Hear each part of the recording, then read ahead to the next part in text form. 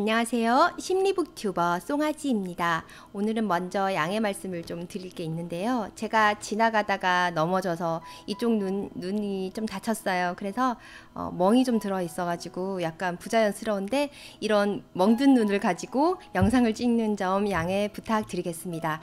오늘은 바로 소설 속 문제적 주인공들을 심리 분석해드리는 소설 심리치료실 문제적 주인공들만 오세요를 함께 나누고 싶습니다.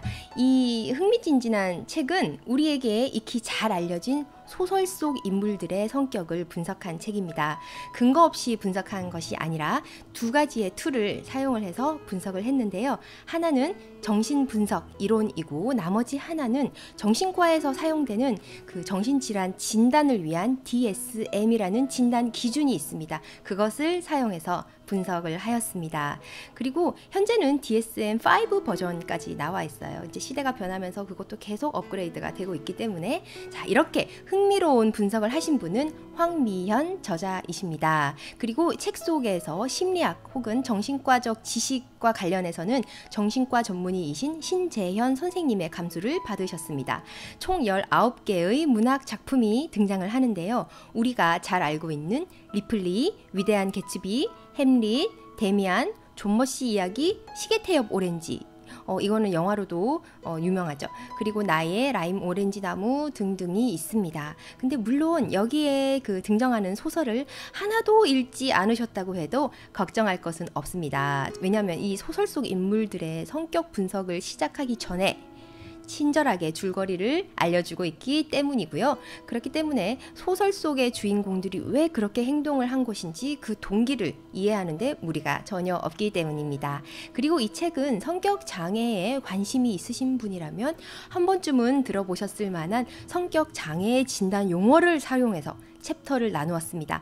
그래서 각각의 거기에 해당되는 인물들끼리 모아 놓았기 때문에 더욱더 좀 더 쉽게 이해하실 수 있을 것 같습니다. 예를 들면은 자기애성 성격적 특징을 나타내는 그 소설 속 인물로는 리플리, 개츠비, 도리안 그레이를 포함을 시켰습니다. 그 외에도 편집성, 연극성, 분열성, 강박성, 반사회적 성격 등등 더 많은 문제적 성격이 책에 등장을 하죠. 여기에서 성격 장애라든지 이런 정신분석과 관련된 지식이 없어서 책 읽기가 어려운 것이 아닌가라고 생각하실 수 있는데 이것도 전혀 걱정하실 필요가 없습니다. 소설 속에 인물의 성격을 분석하기 전에 그 소설의 줄거리도 물론 알려주고 또 주인공의 성격 분석을 위한 어떤 심리학적 지식이라든지 성격 장애 분류와 관련된 정보도 친절하게 알려주기 때문입니다. 꼭 일반인이 아니더라도 임상심리라든지 상담 쪽에 계시는 분들이 성격 장애 쪽에 공부를 하실 때 소설 속 인물들을 통해서 색다른 사례 분석으로 접근해서 읽으면 참 좋겠다는 생각이 들었습니다. 일반인들도 물론 충분히 이해하고 읽을 수 있지만 관련 지식이 있으신 분들은 좀 더 깊이 있게 이해하면서 읽으실 수 있겠다는 생각이 들었습니다. 모르면 헷갈리지만 알면 구별할 수 있는 강박장애와 강박성 성격장애의 차이라든지 혹은 분열성, 분열형 성격장애와 정신분열이 DSM에서는 이 카테고리 자체가 다르듯이 이런 차이에 대해서도 언급을 하고 있거든요. 어쨌든 우리가 책을 통해서 기존에 가지고 있던 이 소설 속 주인공들에 대한 이미지의 반대편에 서서 새롭게 그 인물을 분석할 수 있는 기회를 가질 수 있습니다. 그리고 쭉 읽다 보면은 우리들 또한 어느 정도 각각 분류된 성격적 특징들을 조금씩 가지고 있다라는 것을 알게 되실 겁니다. 이거 나한테도 이런 부분이 있는데 혹은 이거 완전 내 얘긴데 이렇게 하면서 읽으실 수 있다는 거죠. 우리도 인간이기 때문에 살아가면서 두드러지는 성격적 특징들이 한두 가지 있을 것이고 만일 그것이 삶을 살아가면서 부적응적일 때 그것을 성격 장애라는 이름이 붙게 되는 거죠. 근데 참 아이러니하게도 성격 장애를 가지신 그 본인 자체는 막상 불편감을 잘 못 느끼십니다. 대신에 그 주변 사람들이 굉장히 힘든 거죠. 그래서 성격 장애를 고치기 위해서 스스로 병원을 찾는 사람은 극히 드물다고 합니다. 자, 어쨌든 사실 이 성격이란 것이 이 지문만큼이나 다양하고 미묘하기 때문에 그렇게 인간의 성격을 한 가지 유형으로 단정 짓는 것은 경계하는 것이 좋습니다. 단지 인간을 좀 더 깊이 있고 폭넓게 이해하는 도구로 사용을 하는 거죠. 오늘 영상에서는 이 문제족 주인공 책에서 등장하는 그 19명의 주인공 중에 한 명을 제가 소개를 하고 마치려고 하는데요. 당첨된 인물은 바로 소설 오베라는 남자의 주인공인 오베 씨 이야기입니다. 여러분 읽어보셨어요? 저는 사실 읽어보지 않았습니다. 그래서 이 인물을 이해하기 위해서 이 책에 나와 있는 그 줄거리에 의지해서 이해할 수밖에 없었던 점을 먼저 말씀을 드립니다. 이 오베 씨는 일단 강박성 성격 특성으로 분류가 되어 있더라고요. 이 책에서 일단 강박성 성격이라고 했을 때 우리가 오해할 수 있는 것은 우리가 흔히 알고 있는 강박 장애와 헷갈릴 수 있다는 거예요. 그래서 강박 장애와 강박성 성격 이 차이점을 잠깐 알려드리면은 강박 장애는 강박 사고와 강박 행동이 함께 나타나는 거예요. 예를 들면 더럽다는 생각이 내가 원하지도 않는데도 자꾸 그 생각이 침투해서 생각이 드는 거죠. 그래서 이것을 강박 사고라고 합니다. 그래서 이 사고에 의해서 계속 손을 씻는 행동이 나타나는 겁니다. 강박 행동이죠. 이렇게 강박 장애는 사고와 행동이 함께 나타나는 겁니다. 그런데 강박성 성격 장애는 그러니까 강박성 성격 특징은 자신만의 규칙과 기준이 아주 엄격해요. 그래서 자칫 굉장히 고집스럽고 융통성이 없다라고 이제 느껴질 수도 있습니다. 이런 성격적인 특성이 나타나는 것이 강박성 성격 장애라는 이름 붙이기보다는 성격적 특징이 나타나는 거죠. 그래서 여기 오베 씨는 아내가 죽자 자신도 아내를 따라 죽기 위해서 자살을 준비하는 남자예요. 근데 이 오베 씨는 원리와 원칙에 굉장히 강박적으로 집착하는 사람이기 때문에 아무 준비 없이 무턱대고 자살하는 것은 무책임한 일이라고 생각을 했습니다. 그래서 거의 반년 가까이 철저하게 죽기 위한 준비에 돌입을 하게 됩니다.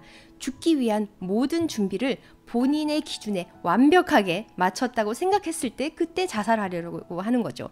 그래서 주변 사람들은 이런 오베 씨를 굉장히 고집불통 할아버지, 세상을 융통성 없이 살아가는 흑백 논리로 바라보는 사람, 뭐 이렇게 바라봅니다. 매일 아침 6시 15분에 일어나서 매일 같은 양의 커피를 마시고 동네를 한 바퀴 돌고 그리고 자살 준비를 위해서 하루에 정해진 순서대로 살아가는 겁니다.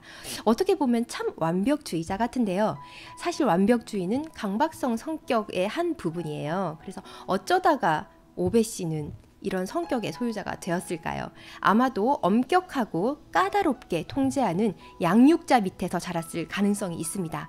그래서 이 양육자의 높은 기준에 맞추기 위해서 규칙이라든지 청결, 질서, 도덕 이런 것들을 굉장히 철저히 따랐을 가능성이 있고요. 만일 양육자가 이것을 또 반드시 지켜야 한다라고 강요하거나 통제했을 경우에는 어린 오베 씨에게 굉장히 그 심리적인 압박이 되었겠죠. 그래서 점점 커가면서 이것이 그 나의 일부인 오베 씨의 성격적 특성으로 자리 잡았을 수가 있고 이런 성격의 소유자인 오베 씨와 세상과의 완충 역할을 했던 사람이 있는데 그게 바로 죽은 아내였던 것입니다. 그래서 아내는 굉장히 감정이 풍부하고 이타적인 성격의 소유자였거든요.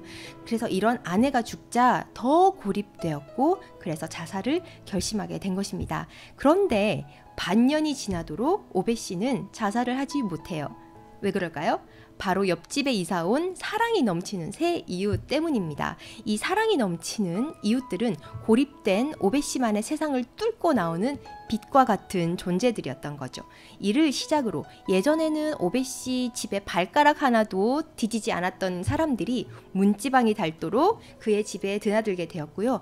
아내를 잃은 그 상실감을 사랑으로 채워준 그들에 의해서 다시 살기로 결심을 하게 된다는 내용입니다.